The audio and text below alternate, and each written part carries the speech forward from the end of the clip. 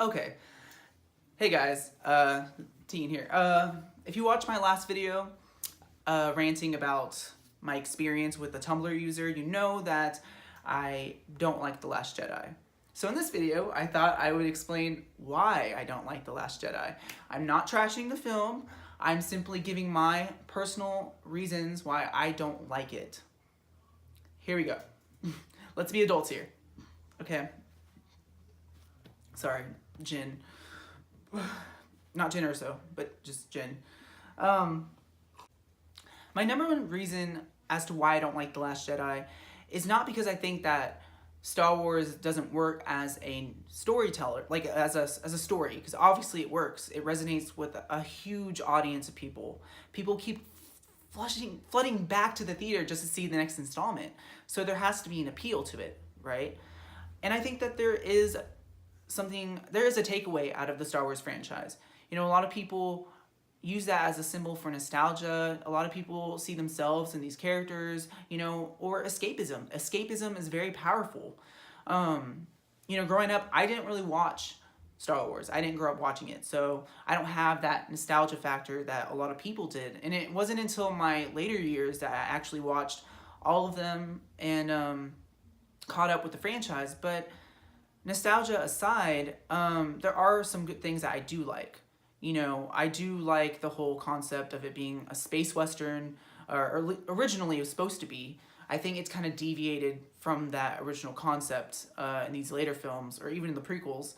But I think that there's a really cool, iconic, and timeless story to Star Wars, because it is timeless in a sense. You know, good versus evil, dark versus light. There's a lot of themes that you can, you know, go into about why you like Star Wars. For me personally, I think that that's why I didn't like The Last Jedi, because it didn't actually explore any of those themes that people, or at least what I've heard from people, experienced watching them as a kid. And I think that Star Wars now thrives only on nostalgia instead of the quality of the films. So take The Force Awakens for an example. The Force Awakens, over $1 billion in box office revenue.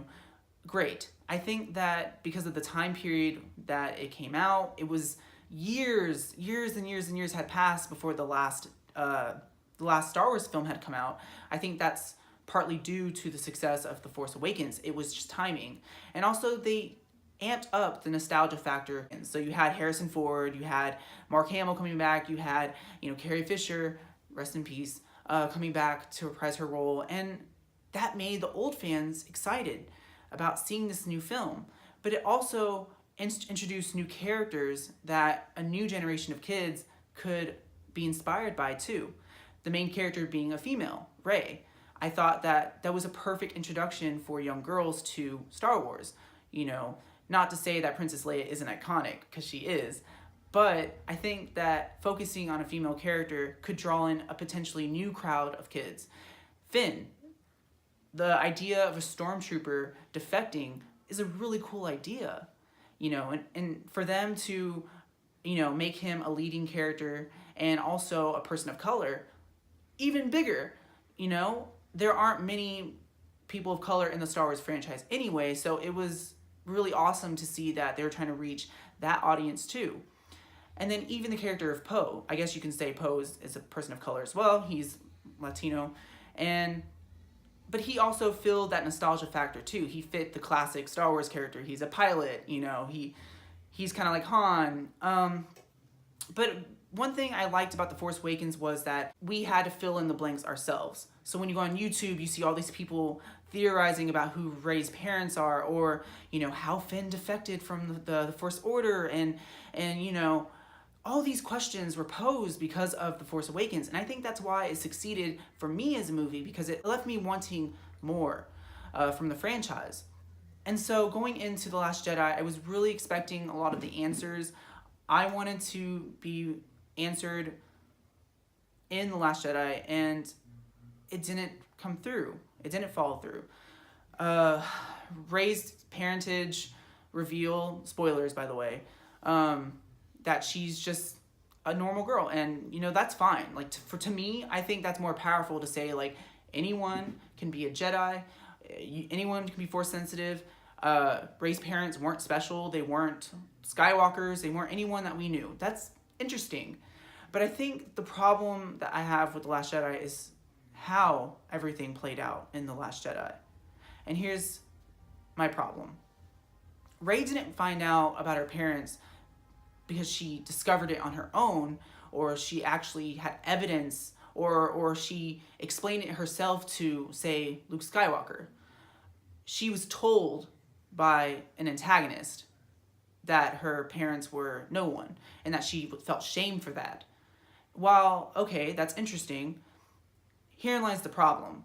That people watching this film, specifically young girls, are going to see this and think that bad people can give you the answers that you have been seeking for.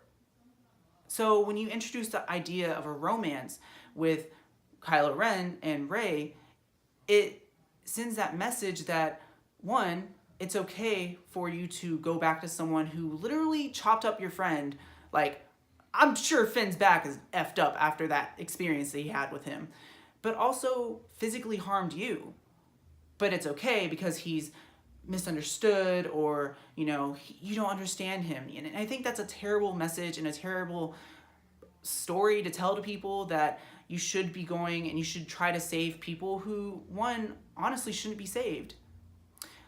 My issue with Finn in The Last Jedi is that we don't actually know who Finn is as a character. We don't know how he defected from the First Order. We don't know who his parents are either. And instead of actually exploring more about Finn's character, he was giving a subplot and a new girlfriend. Don't get me started on Rose, because what character? There is no character of Rose, in my opinion. Poe Dameron. So this is my problem with Poe Dameron. Disney does like to leave things out of their movies.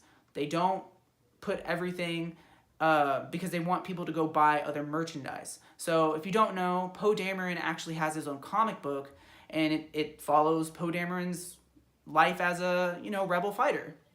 And I think that's really cool. You get to see him actually evolve as a character. You get to see his flaws. You get to see all the things you didn't get to see in The Force Awakens.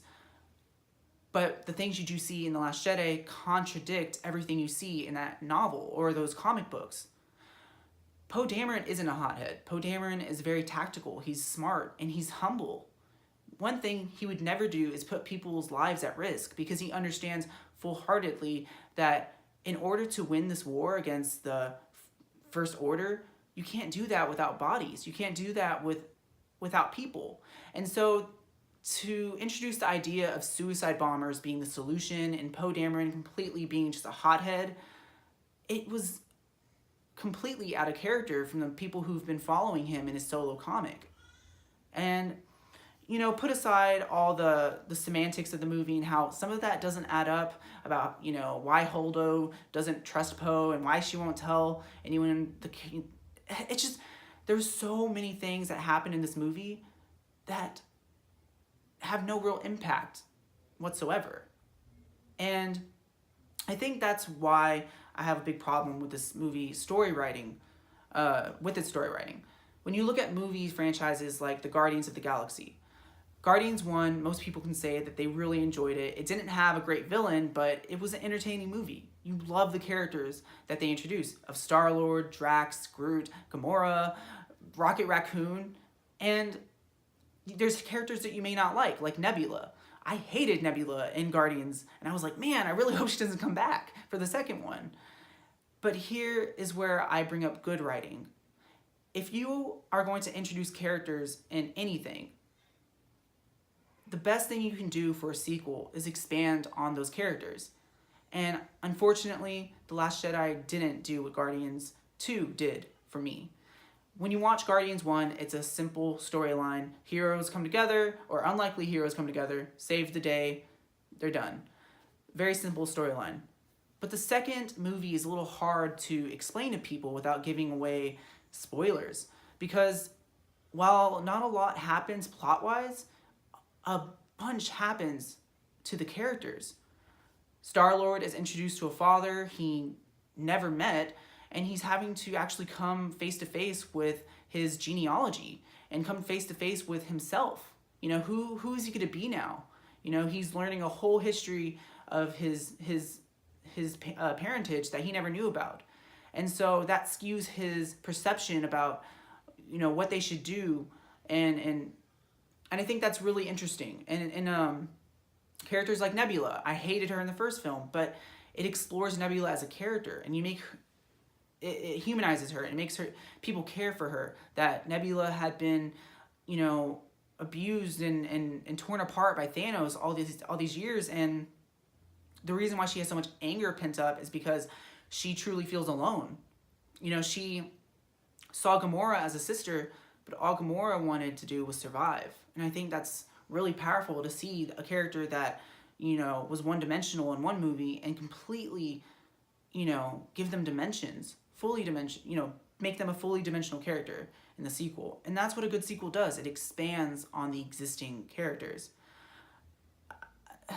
The Last Jedi didn't give me answers. And if it did, they were simply throwaway answers.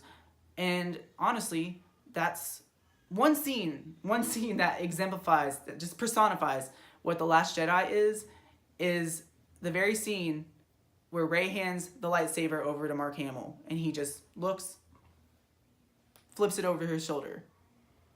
So you want me to take this movie seriously when in that single act, the characters don't even take it seriously. The director doesn't even take it seriously. There was no structured plot. There were no character arcs. And to be honest, I don't have the time or money to spend on movies that don't take their characters seriously or even bother explaining why I should care about them. So that's my reason for not liking The Last Jedi. I hope that you could at least acknowledge that, scratch that. I am so happy if people took something out of this movie. They took an experience out of this movie and they loved it. They loved who these characters, how they were portrayed, and I think that's awesome. I'm just not one of them. So, I don't know. There's my little rant about Star Wars Last Jedi. There was a lot more I actually could have talked about, but I'm a little time restrained. So, thanks for watching. I hope y'all have a tipsy Friday. I don't know. Tina.